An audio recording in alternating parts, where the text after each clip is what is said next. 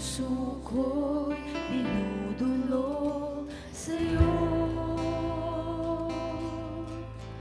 Nagpapakumbaba, nagsusumamo, pagkindapatin mo. Ikaw ay mamasdan, makanika, sa'yo ay pumisan. Loobin mo ang buhay ko'y maging banal mong tahanan. Luklukan ng iyong wagas na pagsinta. Daluyan ng walang hanggang mga papurit pagsamba. Maghari ka, O Diyos, ngayon at kailanman.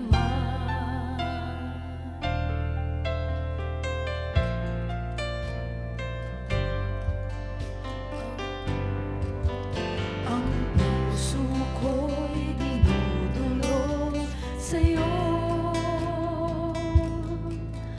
Nagpapakumbaba, nagsusumamo, pagkindapatin mo.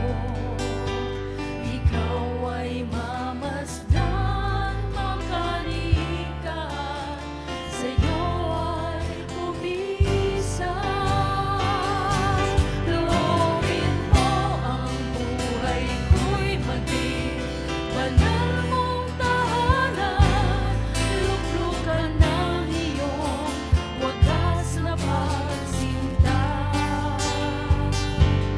Daluyan ng walang hanggang mga papurit pagsamba. Maghari ka, O Diyos, ngayon at kailanman. Loobin mo ang buhay ko'y maging banal mong tahanan. Luklukan ng iyong wagas na pagsinta. Daluyan ng walang hanggang mga papurit pagsamba. Maghari ka, O Diyos, ngayon at kailanman. Maghari ka, O Diyos, ngayon at kailanman. Maghari ka, O Diyos, ngayon at kailanman.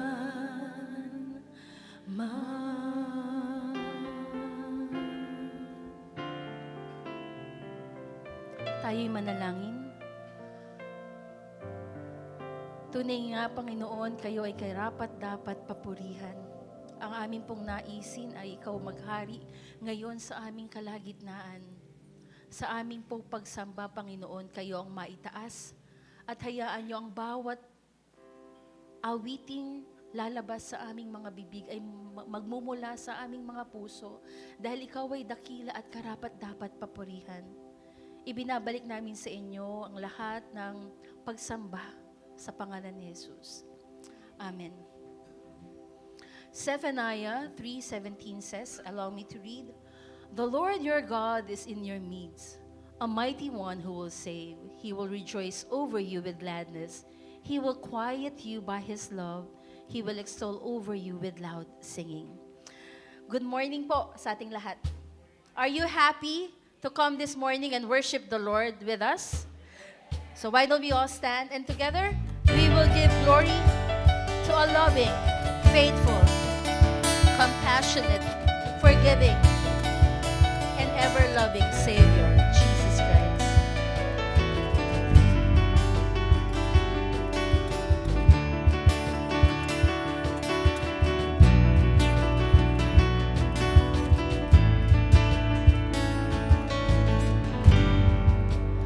Everyone needs compassion, a love that's never failing.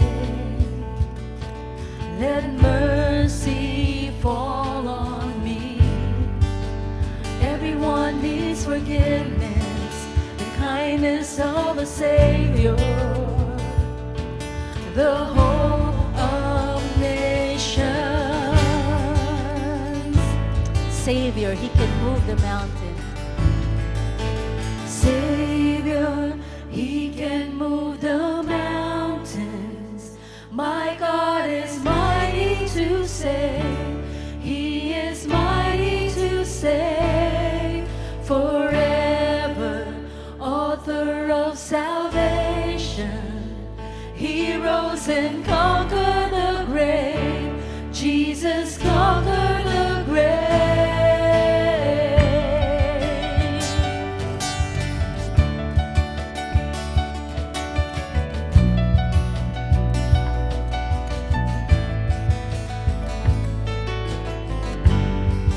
So take me as you find me, all my fears and failures. Fill my life again. I give my life to follow everything I believe in. Now I surrender.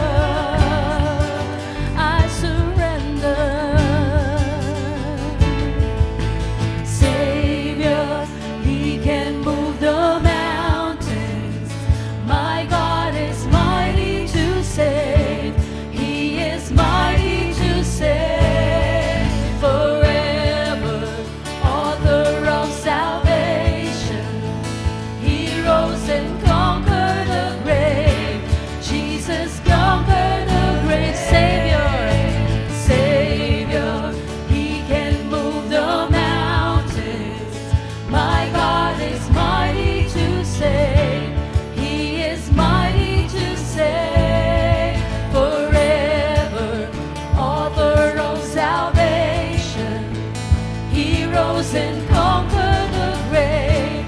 Jesus conquered the grave. Shine your light and let the whole world see. We're singing for the glory of the risen King. Jesus, shine your light and let the whole world see. We're singing for the glory of a risen King. Savior, He can move the mountains. My God is mighty to save. He is mighty to save. Forever, author of salvation. He rose and conquered the grave. Jesus conquered the grave. Savior, He can move the mountains. My God is mighty to save. He is mighty to save. Forever, author of salvation. He rose and conquered the grave. Jesus conquered. Let's declare it. Shine your light and let the whole world see. We're singing for the glory of a risen King. Jesus, shine your light and let the whole world see. We're singing for the glory of a risen King. Shine your light and let the whole world see. We're singing for the glory of a risen King. Jesus, shine your light and let the whole world see. We're singing for the glory of a risen King. Jesus, shine your light and let the whole world see. We're singing for the glory of a risen King. Jesus, shine your light and let the whole world see. We're singing for the glory of a risen King. Let's continue to worship and give glory to our everlasting Father, our amazing God. loves us so dearly.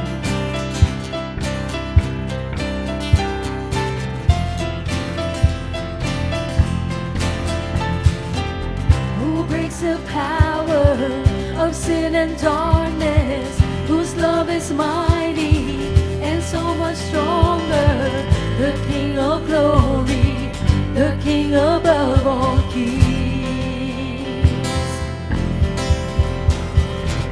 who shakes the whole earth with holy thunder and leaves us breathless in awe and wonder, the King of glory, the King above all kings. This is amazing grace.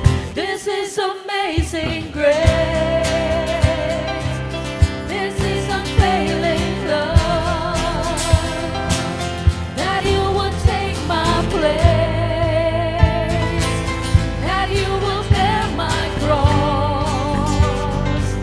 You lay down your life, then I will be set free. Whoa, Jesus, I sing for all that you've done for me.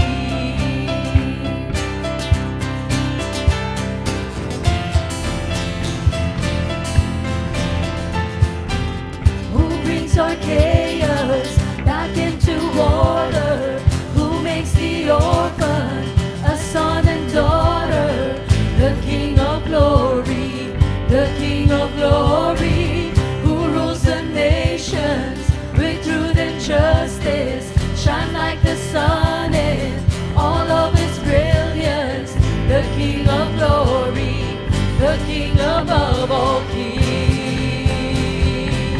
This is amazing grace. This is unfailing love, that you would take my place, that you will bear my cross. You lay down your life, that I would be set free. Oh, Jesus, I sing for all that you've done for me. Worthy is the Lamb who was slain. Worthy is the King who conquered the grave. Worthy is the Lamb who was slain. Worthy is the King who conquered the grave. Worthy is the Lamb who was slain. Worthy is the King who conquered the grave. Worthy is the Lamb who was slain. Worthy, worthy, worthy. This is amazing grace. This is unfailing love, that you would take my place, that you will bear my cross. You lay down your life, that I would be set free. Oh, Jesus, I sing for all that you've done for me. This is amazing grace. This is unfailing love, that you would take my place, that you would bear my cross. You lay down your life, that I would be set free. Oh, Jesus, I sing for all that you've done for me.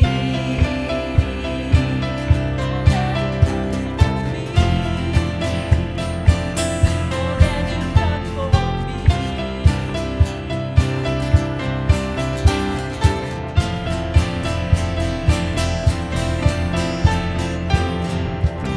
Yes, Lord, we will continue to sing about what you have done in our lives, Father. Tunay nga, Panginoon, ikaw ay karapat-dapat, dakilain, bigyan ng papuri at pasasalamat.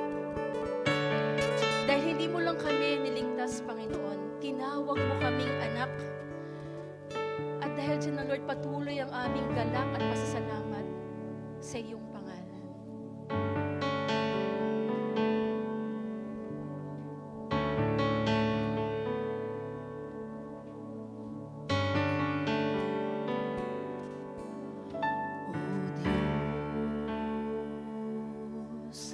Ikaw ang tunay na dakila sa mundo. Ikaw ang haring nagmahal ng tulad ko.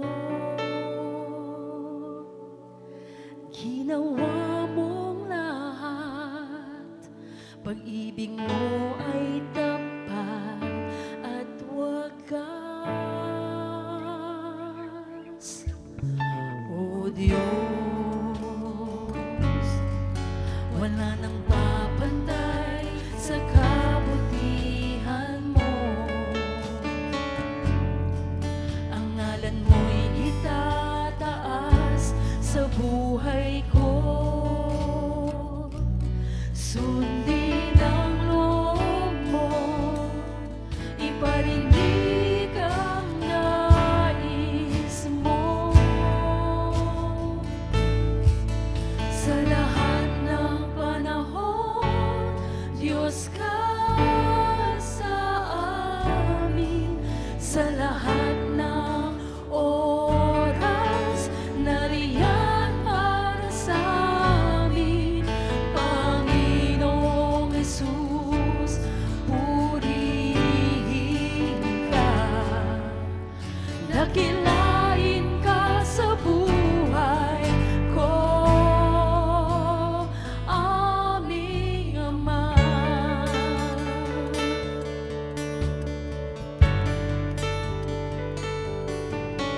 O Diyos, ikaw ang tunay na dakila sa mundo. Ikaw ang haring nagmahal ng tulad ko. Sundin ang loob mo, iparinig ang nais mo. Sa lahat ng panahon, sa lahat ng panahon, Diyos ka sa amin. Sa lahat ng oras, nariyan para sa amin. Panginoong Jesus, purihin ka.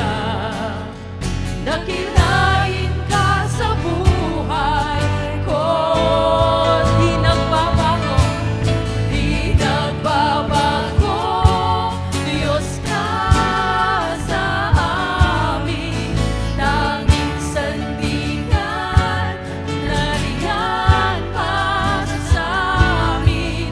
Panginoong Jesus, maghari ka. Magliwanag ka sa buhay ko, aming Ama.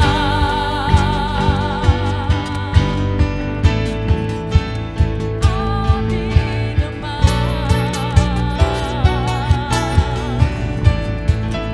Sa lahat ng panahon,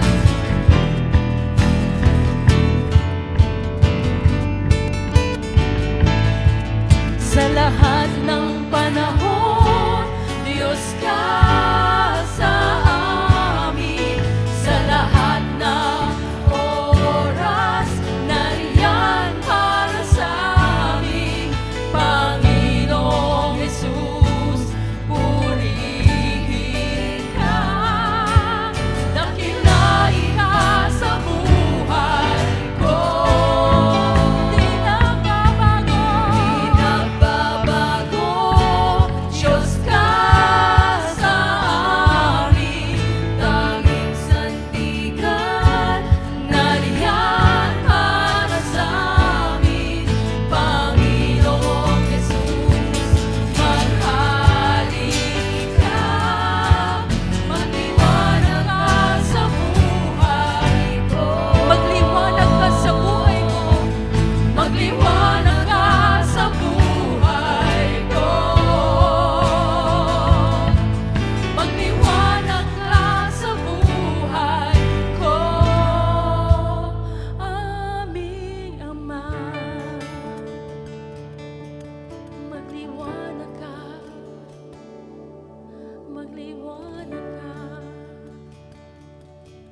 sa buhay ko. Tunay nga, Panginoon, Ikaw ay dakila at karapat dapat papurihan. Magliwanag ka sa buhay ng bawat isang narito.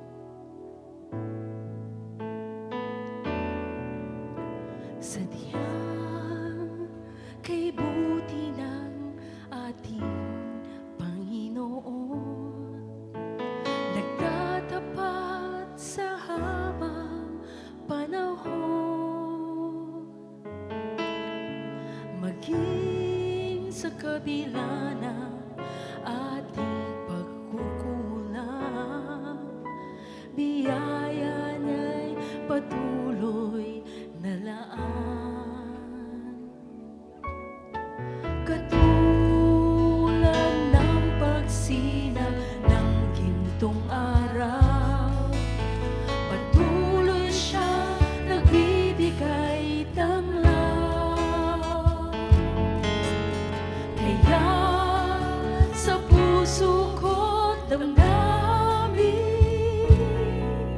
katapatan niya'y aking pupurihin.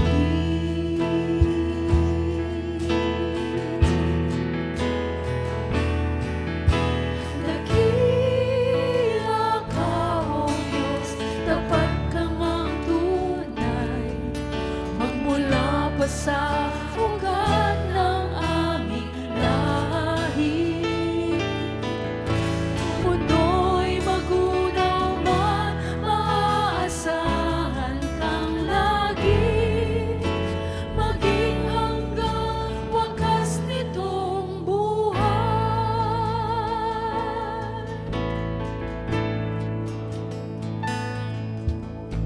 Kaya, O Diyos, Ika'y aking pupurihin, sa buong mundo'y aking aawitin.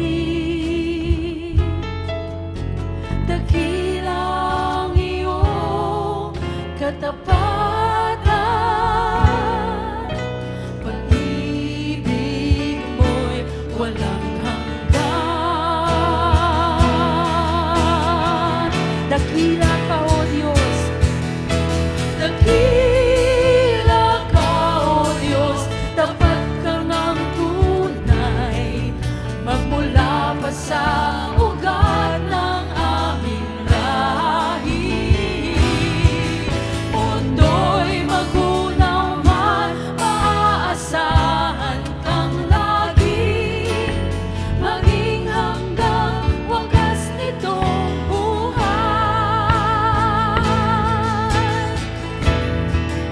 Dakila ka, O Diyos, dakila ka, O Diyos, sa habang panahon, katapatan mo'y matibay na sandigan. Sa bawat tighati, tagumpay man ay naroon, daluyan ang pag-asa kung kailanan hinahon. Pag-ibig mo'y alay sa amin noon hanggang ngayon. Dakila ka, dakila ka, dakila ka, dakila ka, dakila ka, O Diyos.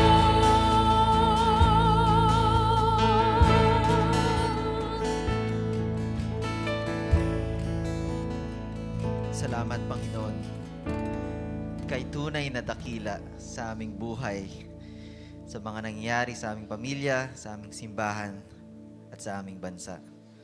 Sa inyo namin tinataas ang mga pag-aalinlangan, pagdududa, at pag-aalala, Panginoon.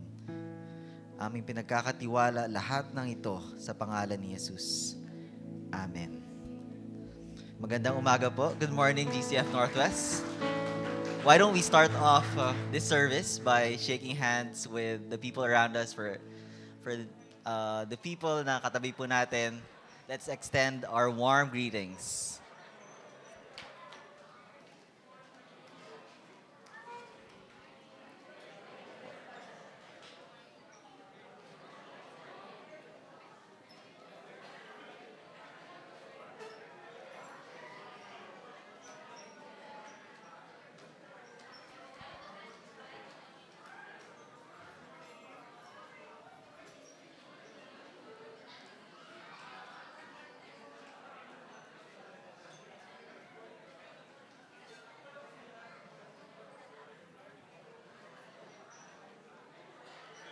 Good morning po ulit. And may I ask those who have come here for the first time, if you have visited GCF Northwest for the first time, joining us this morning, may we ask you to stand up and so that we can acknowledge your presence here. Wow, thank you po. Northwest family, may we extend our hands to our first time guests.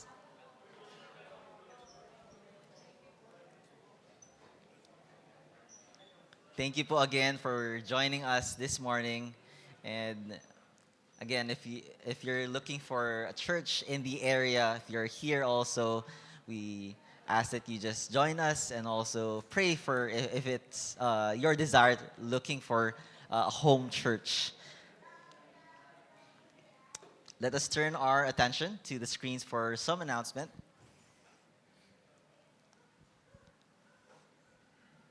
All right, thank you for those who joined us last Sunday for the monthly basketball fellowship, and we will still have another one this February 22.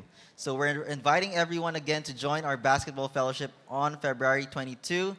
3:30 is our devotion, but we will go up and proceed to play until 6 p.m. after the devotion. So again, if you're interested and if you're playing basketball, please do join us. On February 28th, we will have our first Youth Connect fellowship this year. And for our devotional series, we will be, or this is entitled Youth or Young with a Purpose, Ordinary Youth and Extraordinary Purpose. At least for this month, we will be learning how to hear from God. And in this series for this new year, we will journey through the lives of youth in the Bible who live with courage, integrity, and faith amidst uncertainty. And so we will be learning from these stories. Again, this is a monthly Youth Connect fellowship. So on February 28th, again, we invite for your youth, for your children, or young people to join us then. We will start at 1:30 p.m. And for our last announcement, we want to greet those who are celebrating their birthdays and also anniversaries. So if you see them later on, please do greet them. Let us continue in worshiping through giving. Let me read from John 3:16. And it says, "For God so loved the world that he gave his only Son, that whoever believes in him shall not perish but have eternal life." The perfect example of love is shown in this passage through Christ's life, given by God the Father himself. And because of this kind of love that is selfless and unconditional that we receive, we can also extend that to others. And with that, let's ask ourselves, what can we give to God and what can we sacrifice for him?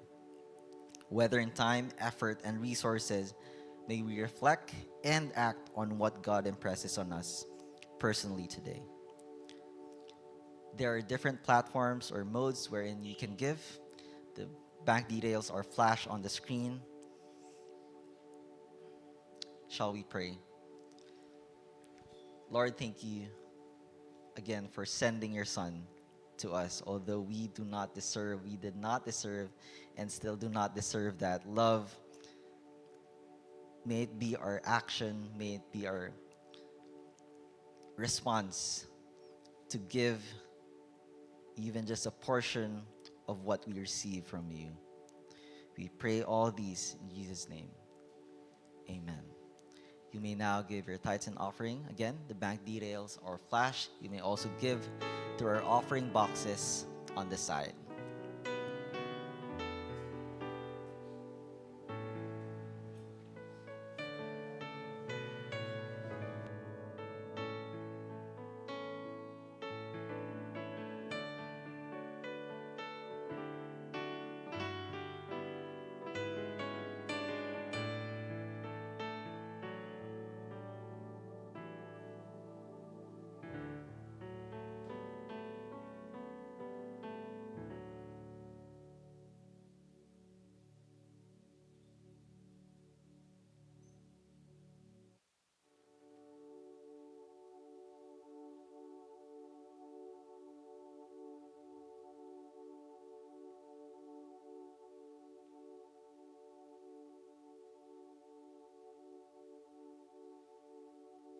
This time,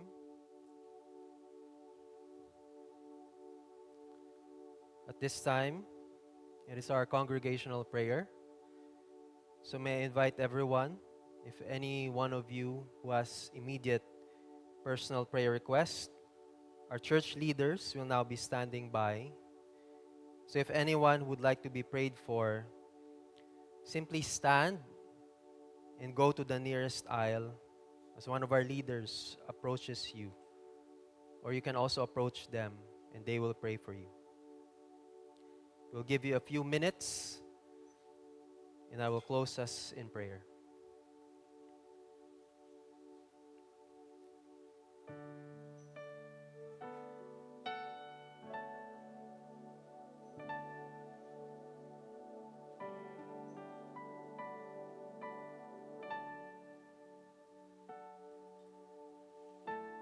This is also a time that you can pray individually on your seats.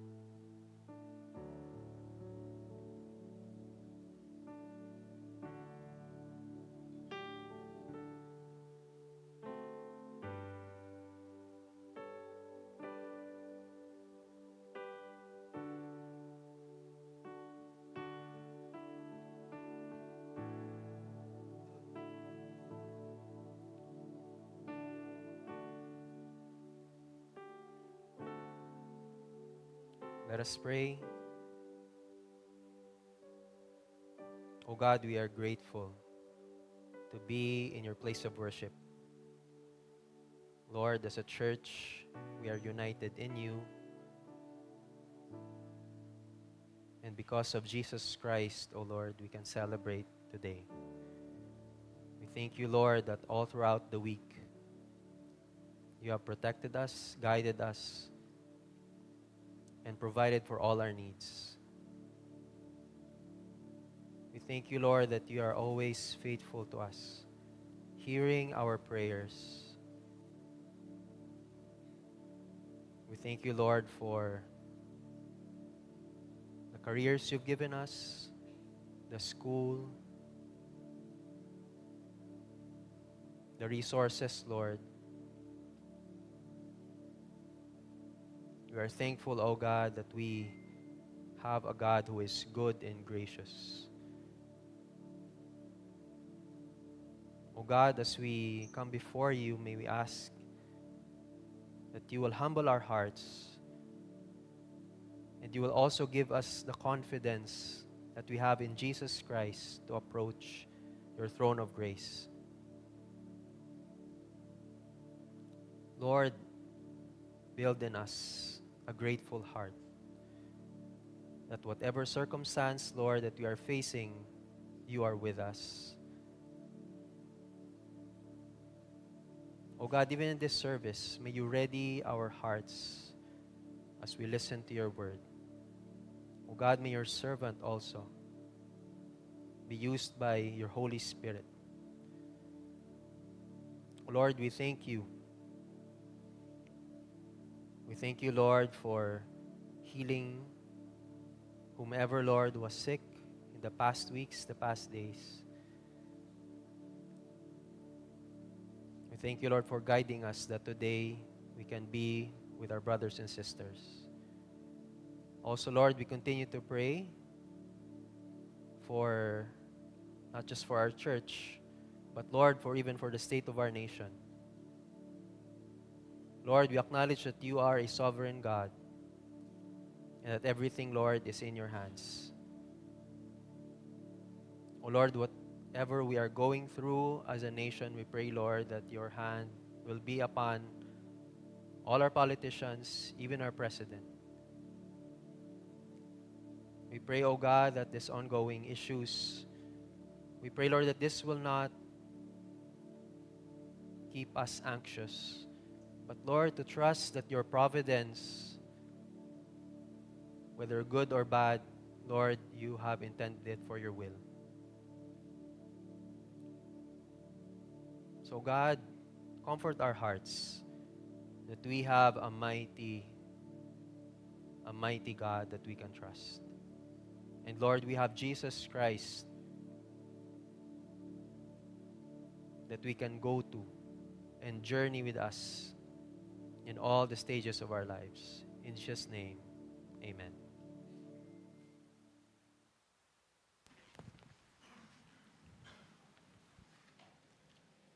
Good morning. In reverence to the reading of God's Word, let's all rise.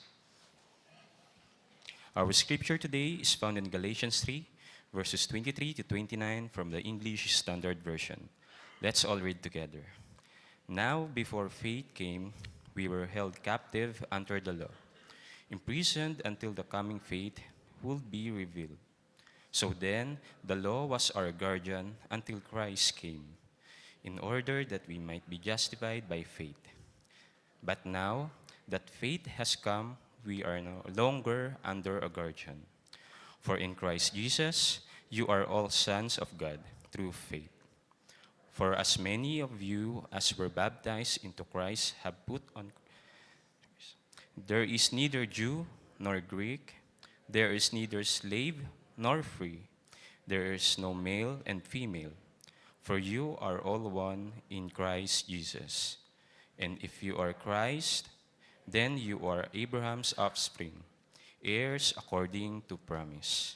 May the Lord add his blessing upon the reading of his word. You may now be seated. Let us prepare our hearts as we listen to God's word through his messenger, Pastor Joe Darcy Salbalosa.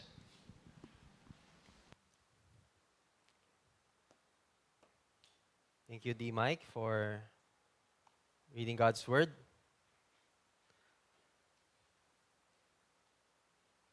Good morning. Happy Valentine's Day. Because it was Valentine's Day yesterday, so we're not going to talk about love stories anymore. So it's time to move on.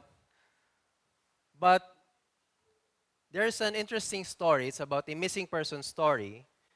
There was this young boy, we'll call him the kid, who had strict parents, especially the father. We will call him the dad. Sino ditong mga strict parents? We will not ask the children kasi baka ilaglag kayo. But the dad was too strict. There were many rules, no? Maraming bawal. But the number one rule for the dad to his kid is do not go outside the house. The dad would always say to his son, it's a dangerous world out there, son. So do not go out. Pero the kid also has friends. And yung mga friends niya, they are not ordinary friends, but they are BI. Alam niyo ba yung BI? May gumagamit pa ba ng BI? Bad influence. No, and always, these friends would test the kid. No, they would always tease him. They would say, let's go out of the house, let's play, it's more fun outside. And day after day, ang mga BI friends nito keep on inviting the kid, let's go out, let's have fun. Until one day, no, the kid was fed up. Okay, napuno na siya. And the kid went outside to play. Disobeying the number one rule of the dad. So lumabas siya. Pero of all the days na lumabas yung bata, a tragedy came and the kid was kidnapped. And the kid, reflecting, ba't ko ba ito ginawa? He thought he was free because he was outside the house, but actually he is not free. He is trapped. But the dad, because he loved his son, he searched for his son everywhere. And to cut the story short, the kid was found by the dad. The dad was angry, blaming the kid, ba't ka kasi lumabas? But then again, he loved him. He loved this kid. He hugged him. They went home together. And that's the end. Did you know that this is a very famous story? This is not actually a real story. Hindi rin ito crime story. But this is the story of actually Finding Nemo. Now, if you've watched the movie, well, we know what generation you're from. But may part 2 na actually. So Finding Nemo, what can we learn from this story? Actually, somewhat describes the book of Galatians. If you have read it, the book of Galatians actually is like a journey. And the Apostle Paul was actually like the dad doon sa story. And Nemo, the kid, was like the Galatian believers. In relation to the context of Galatians, the Galatian believers, actually, they were also lost. But not physically, they were spiritually lost. And in Galatians 1, 6-7, read, I am astonished that you are so quickly deserting him who called you in the grace of Christ and are turning to a different gospel. Not that there is another one, but there are some who trouble you and want to distort the gospel of Christ. So in a sense, ang Galatian believers, they were also like kidnapped, pero hindi physically. They were being taken away, led astray from the gospel. Kasi sabi nga, there is like a different gospel. And dito, the Galatian believers, may mga BI din, bad influencers. But the Bible says they are troublemakers. They were teaching a different gospel from what Paul was teaching. And this is Paul's attitude in writing the letter. He says, my little children, for whom I am again in the anguish of childbirth until Christ is formed in you, I wish I could be present with you now and change my tone, for I am perplexed about you. We can read and we can feel ang emotions ni Paul. He is like, sabi niya nga, a father to his children. We can see here the heart of Paul and we can also feel ano yung situation ng Galatian believers at that time. Have you heard this term? FOMO? I think it's popular, no? Sino ba yung mga Gen Z? Hindi naman Gen Z. So FOMO, it only means fear of missing out. And the enemies of Paul, yung mga BI nga, yung mga troublemakers, are confusing the Galatian believers. They are saying that, okay, this is the FOMO of the Galatian believers. You are not a complete Christian until you obey the law. So the Galatian believers were afraid because number 1, akala nila they will be condemned and they will not be included in God's family if they will not obey the law. Kailangan nilang i-prove yung sarili nila to God. Yun yung sinasabi ng mga troublemakers. That's why our main message for today, it says, in Christ, our faith is found, our bond secured. So 2 things lang. And first, why is our faith found in Christ? Because we are justified in Christ. In Galatians 3:23-25, let's read again. Now before faith came, we were held captive under the law, imprisoned, until the coming faith would be revealed. So then the law was our guardian until Christ came in order that we might be justified by faith. But now that faith has come, we are no longer under a law. Notice, may sequence yung sinasabi ni Paul. If you can notice, there is a before and then there is a now. Yung before, sinasabi niya, the Galatian believers were under the law. They were held captive. They were imprisoned. They were with a guardian, under a guardian. Yun yung law. And that was before, but sinasabi ni Paul, there is a now. May transition. Hindi lang before, but there is a transition. There is a change from before.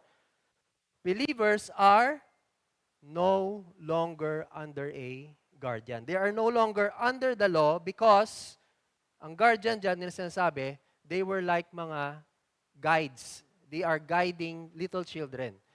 And the law was only, sinasabi ni Paul, was only a guide because ang purpose ni God is to justify them by faith. All believers are justified by faith.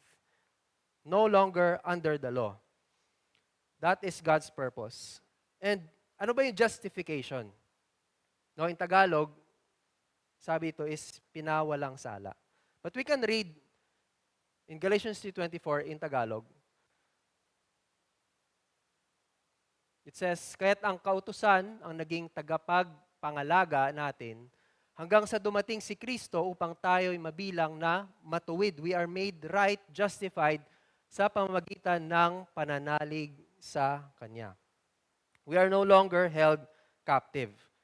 And in Galatians 3:13, Christ said, Christ redeemed us from the curse of the law. Wala na yung law by becoming a curse for us, for it is written, cursed is everyone who is hanged on a tree. Who was hanged on the tree?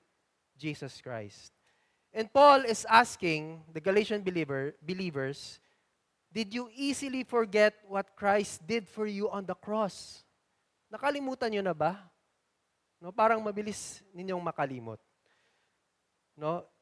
And the believers, Paul is saying, we are justified in Christ through His death on the cross. Now, Paul is not saying na yung first 5 books of the Old Testament, no, hindi na natin kailangan. And kasama doon yung 10 Commandments. Paul is not saying na, okay, hindi na natin babasahin to, we'll just read the New Testament. What Paul is saying is, Paul is not saying that the Old Covenant, the law, is not right, but the law cannot make us right with God. It means that the whole Bible is in Jesus Christ. The whole message of God is centered on Jesus Christ. Salvation is only found in Jesus Christ. Pero yung Galatian believers have a wrong mindset. Kasi sabi ni Paul, there is a before, but there is a now. Yung Galatian believers, kala nila, okay, we are Christians now, but we have to do something. Kailangan pa namin gumawa ng bagay to please the Lord. We need to follow the law. Okay, do you get me? Tinuturo sa kanila, okay, you have Christ, but you have also the law. You need to do something.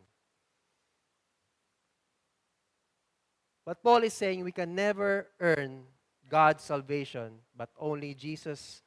But Jesus already earned it for us. And this is the point.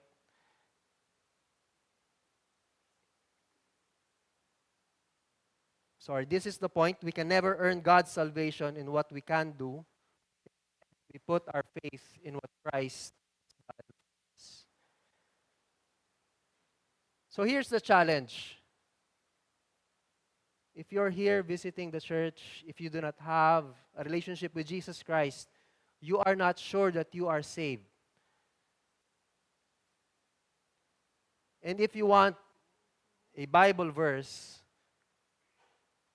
for this February, you can read John 3:16. It says, "For God so loved the world that He gave His only Son, that whoever believes in Him should not perish, but have eternal life."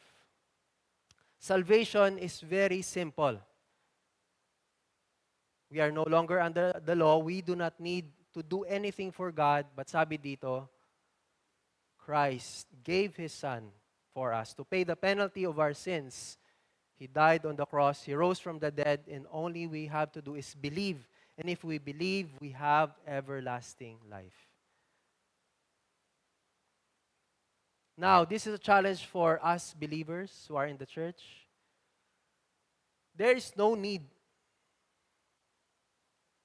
There is no need to perform before God, for we are already justified, made right in Jesus Christ. Now, sometimes we feel also yung FOMO, fear of missing out. We fear that we are not doing enough. We fear that our church is not growing enough. When I was a kid, sometimes yung tatay ko, he would play with us, and he would dare us, to get yung coin sa kamay niya. Narasan niyo ba yon? Yung nalagay dito yung piso, tapos hihigpitan niya yon, hanggang sa makuha mo. Ito yung dare niya. And being a child, syempre, hindi mo kaya, kahit anong pilitin mo, minsan kakagatin ko na lang yung kamay niya para makuha ko yung piso.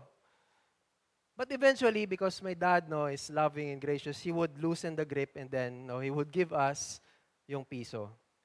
So I am happy I got the coin. And sometimes, as Christians, we also strive to get what is in the hand of God. Gusto natin kunin yung piso in the hand of God. We strive to get what God gives us.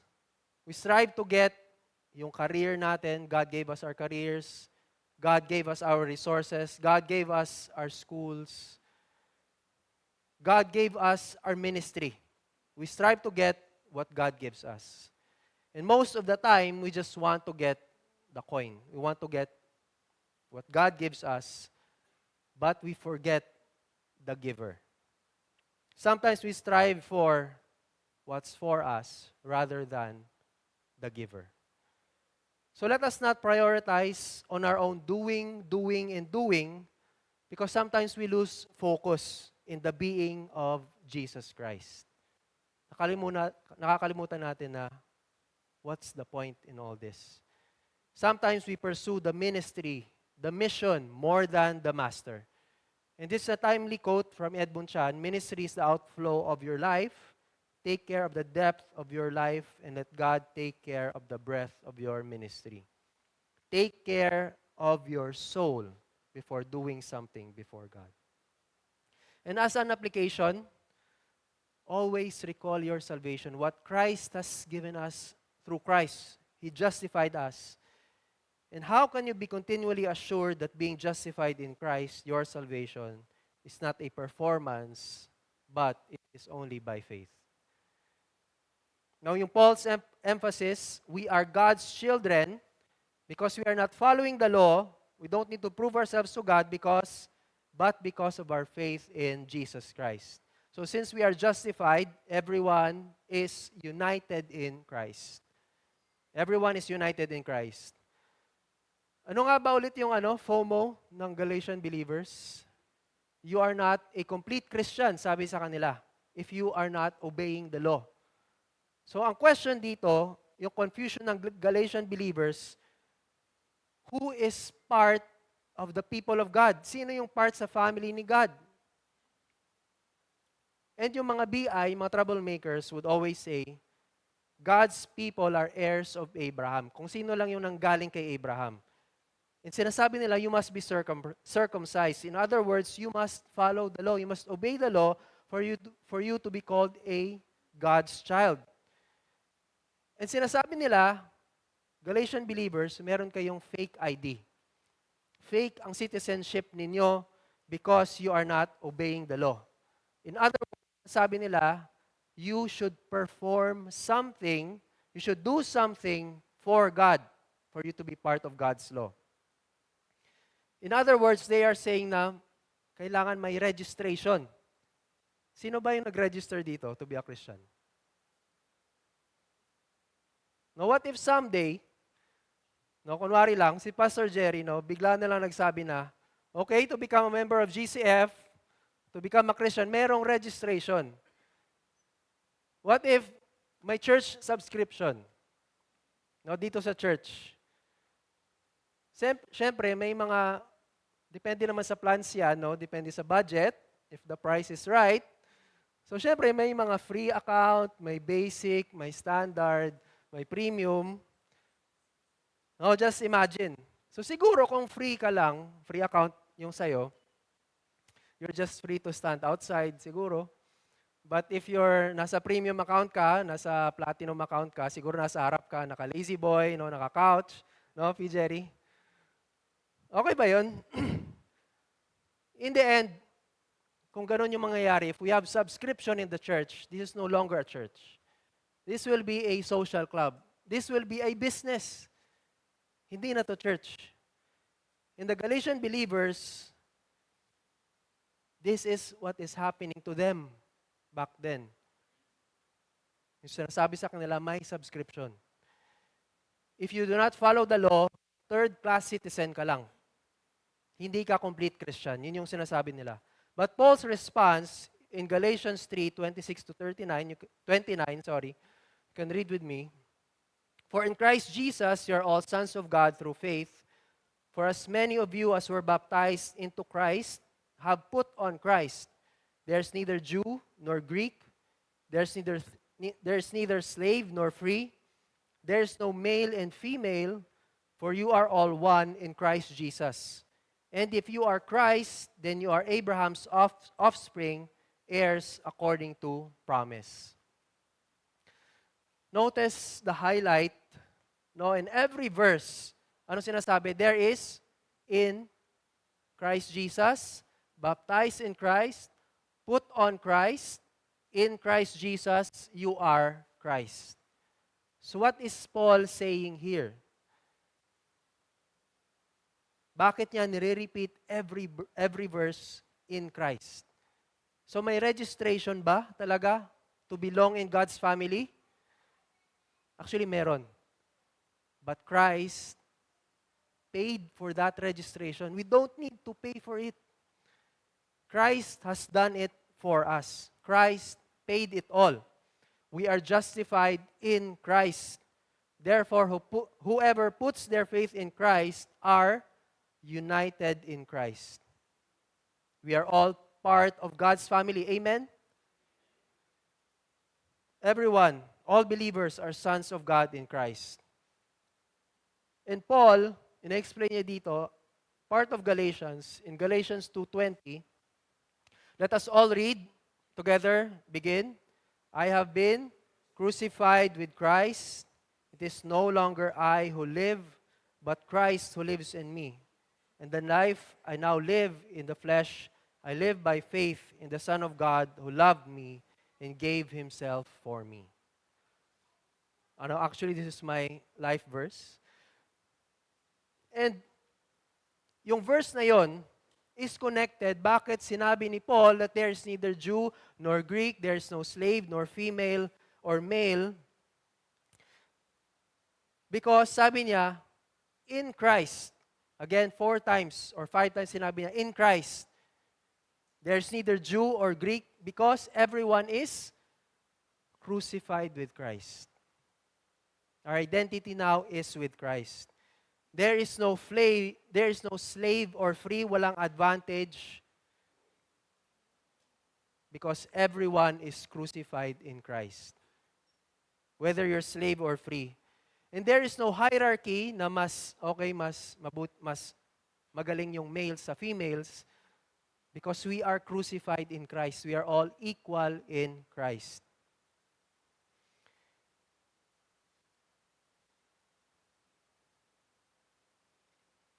And sadly, there are ongoing debates and conflicts in the Christian community because some of us belong in different CFs. Ano yung mga CF? No ABCF, no XYCF, no Christian Fellowships, CCGCF. Okay, kinumbine ko na para there's no conflict. But most of the conflicts that happening in the Christian community, they are not actually mga doctrinal issues about salvation, about the Trinity, about the inerrancy of the Bible. Usually yung mga confusions and mga conflicts within Christians, it's either opinion or it's either perception. Kasi ito yung tingin ko. Ito yung gusto ko. Some of us would say na, okay, we dress differently in the church. We sound differently in the church. Probably we smell differently, I don't know, in the church. But we can ask, is this the spirit of being? Ito ba yung point of being united in Christ? No, in Christ community. That's why we should not be united as GCF. We should not be united as GCF Northwest. We should be united because we are one in Christ.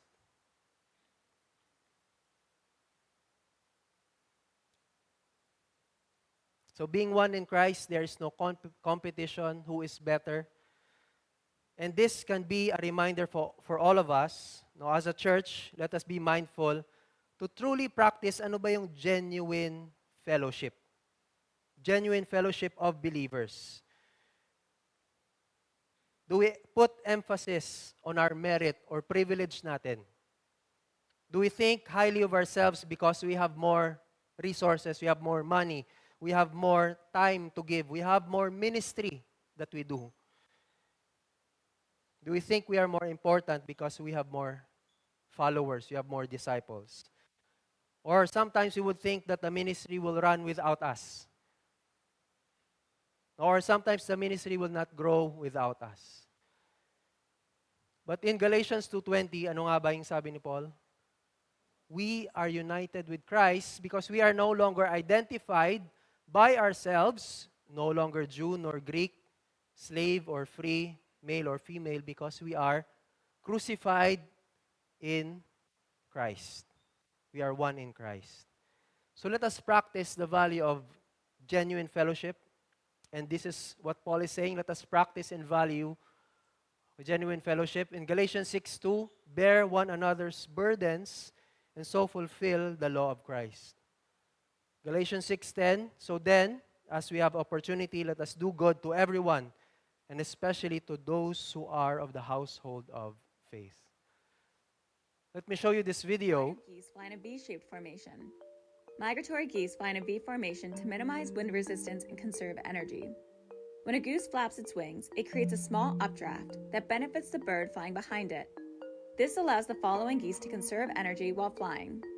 Studies show that flying in a V can increase the range of geese by up to 70%, compared to flying solo. The V formation helps geese maintain visual contact with one another. This helps with group communication and ensures no goose is left behind. The lead goose faces the most wind resistance, so it will tire quickly. To combat this, the geese take turns in the lead position. Did you ever wonder why the geese fly or mga birds would fly in a V position? Hindi lang yung random, no? And as the video says, the geese fly in that formation because they can cover 70% ng kanilang travel time kesa isang bird lang, isang geese, isang goose. That's why they fly in a V formation. And ito yung mga sinabi doon, just recalling it. If a bird is sick or hurt, and if it falls out of formation, two birds would go down to the ground until he gets better.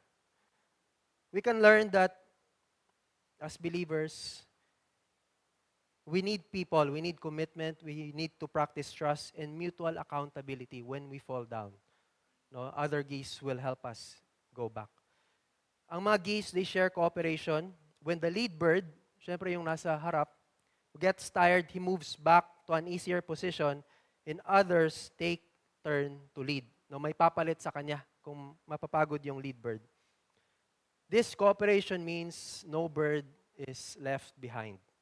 Ang ganda ng principle na to. Now, as a church, as a Christian, if you want to journey life longer and stronger, fly like the birds. You don't have to do it alone. As a church, let us soar together. As the saying goes, birds of the same feather are the same birds. Okay. So let this be our application. Always rekindle the value of fellowship. How can you, as part of the church, build each other up in faith in Christ? How can we reach out to others so that they can also belong to God's family? Again, our main message: in Christ, our faith is found, our bond is secured. Let's pray. O God,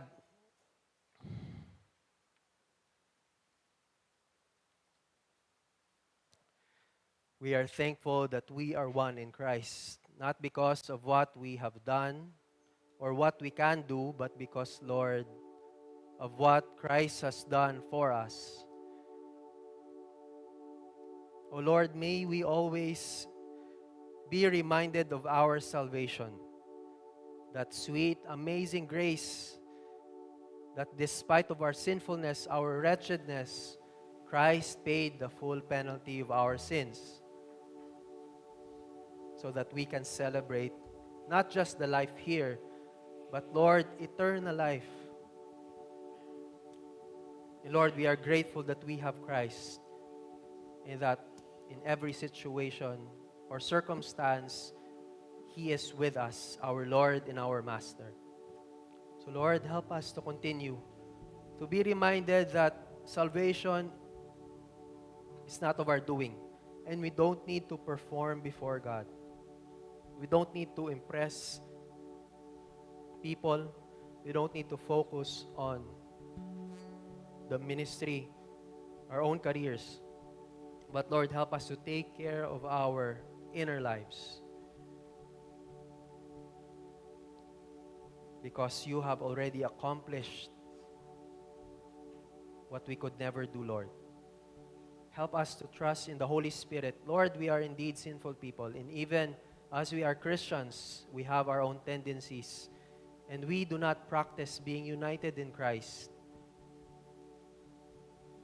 We do not cultivate a genuine fellowship with believers, with our faith family. So, God, we just pray that your Holy Spirit will always continue to mold us. Help us to be sensitive, Lord,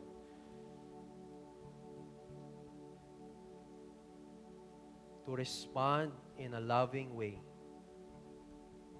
to build each other up, to build your church, and even, Lord, invite other people, those who do not have a relationship with you, those who have not heard the gospel, Lord, to enjoy the benefits of being God's child.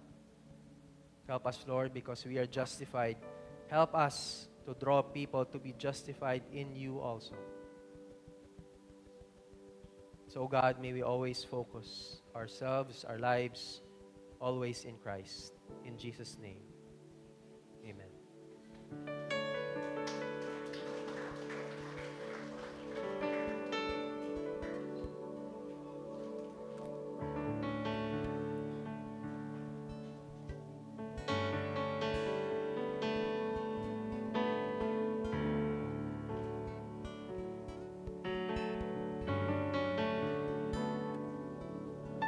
O Diyos, Ikaw ang tunay na dakila sa mundo. Ikaw ang haring nagmahal ng tulad ko. Ginawa mong lahat, pag-ibig mo ay tapat at wagas. O Diyos, wala nang papantay sa kabutihan mo. Ang ngalan mo'y itataas sa buhay ko. Sundin ang loob mo, iparinig ang nais mo. Sa lahat ng panahon, Diyos ka sa amin. Sa lahat ng oras, nariyan para sa amin. Panginoong Jesus, purihin ka. Dakilain ka sa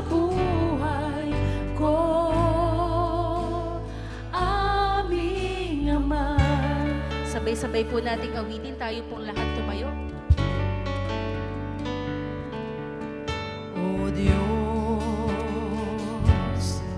Ikaw ang tunay na dakila sa mundo. Ikaw ang haring nagmahal ng tulad ko. Sundin ang loob mo, iparinig ang nais mo. Sa lahat ng panahon, Diyos ka sa amin. Sa lahat ng oras, nariyan para sa amin. Panginoong Jesus, purihin ka. Dakilain ka sa buhay ko. Di nagbabago, di nagbabago. Diyos ka sa amin. Tanging sandigan, nariyan para sa amin. Panginoong Jesus, maghari ka. Magliwanag ka sa buhay ko. Magliwanag ka. Magliwanag ka sa buhay ko. Magliwanag ka sa buhay ko. Magliwanag ka sa buhay ko. Aming Ama. Oh God, more than anything else, we pray, Lord, that we did not have a good time during service. But Lord, especially you had a good time in our service with you today. Now to him who is able to keep you from stumbling and to present you blameless before the presence of his glory with great joy, to the only God, our Savior, through Jesus Christ our Lord, be glory, majesty, dominion, and authority before all time and now and forever. Amen.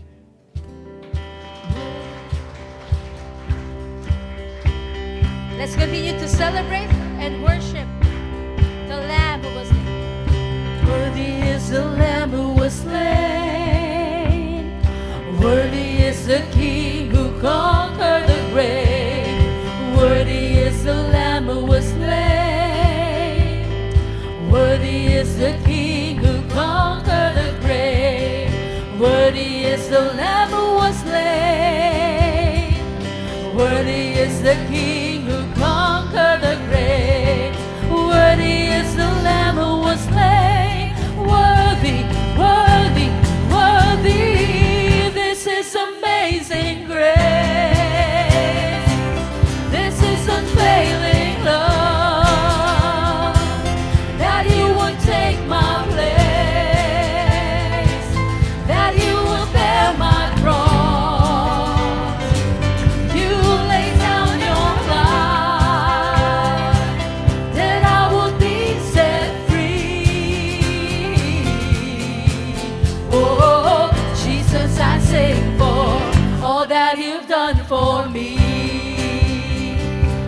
This is amazing grace. This is unfailing love. That you would take my place. That you will bear my cross. You lay down your life, that I would be set free. Oh, Jesus, I sing for all that you've done for me. Let's celebrate the love that our Lord Jesus Christ gave us and be able to share it with one another. Have a blessed Sunday,